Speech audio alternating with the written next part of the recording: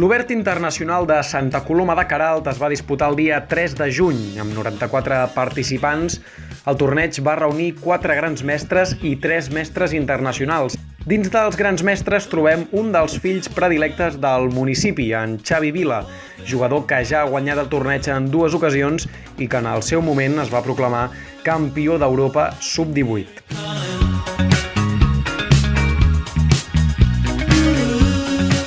Santa Coloma de Queralt és un poble de la Conca de Barberà, a la Baixa Segarra. Amb aproximadament 3.000 habitants, ja fa 16 anys que cada any aplega desenes de jugadors perquè disputin el campionat d'escacs actius del poble. L'edició d'enguany no ha decebut ningú i ha estat una de les més emocionants de la història, i és que a la classificació final trobem ni més ni menys que 4 jugadors empatats amb els mateixos punts. El desempat va haver de dictaminar qui seria finalment el campió.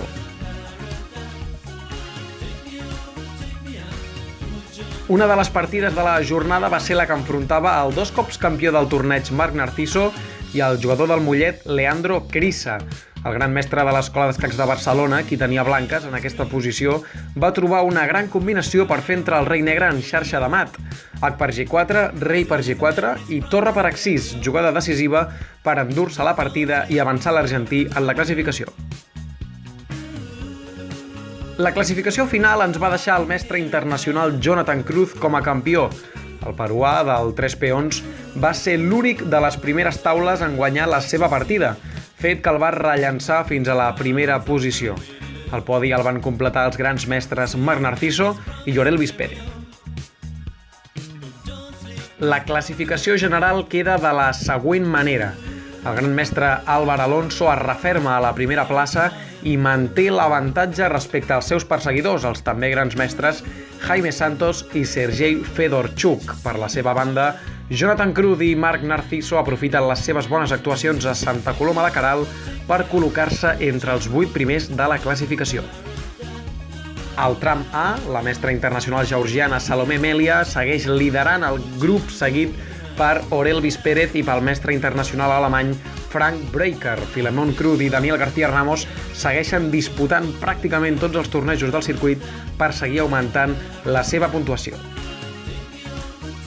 Ivan Paquico és el líder del tram B, superant per una àmplia diferència Olga Dolzikova i Cristian Fernández Díaz. Aquests dos últims també tenen encara un bon marge amb els jugadors que tot just estan per sota a la classificació. Per la seva banda, Ramon Vicient Calvo és el líder del tram C per davant de Naman Kiumar i de Matías Ruiz. Els catalans Juanma Sánchez, president del Barcelona, i Roger Cervelló, del Peona i Peó, entren dins dels 6 primers classificats.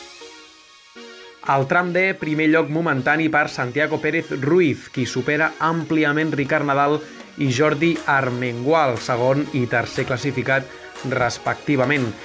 Antonio Ballester manté la primera posició al tram E, Imma Montoliu és segona i Ricardo Carranza és tercer. Qui romp amb força és Josep Soler, del Montcada. I al tram F, Diego José Trias segueix sent el primer a la classificació, 20 punts per sobre de Joel Pérez Bolaños i amb 25 més que Jordi Salvador. 3 joveníssims jugadors segueixen puntuant molt: David Acevedo, Asier Casares i Ainhoa Casares. Pel que fa als catalans, el gran mestre gironí Álvar Alonso és líder destacat amb 95 punts. Marc Narciso li pren la segona posició a Miguel Muñoz, qui a dia d'avui és tercer, i dins dels 6 selectes hi entra el mestre internacional Lluís Maria Perpinyà amb 26 punts.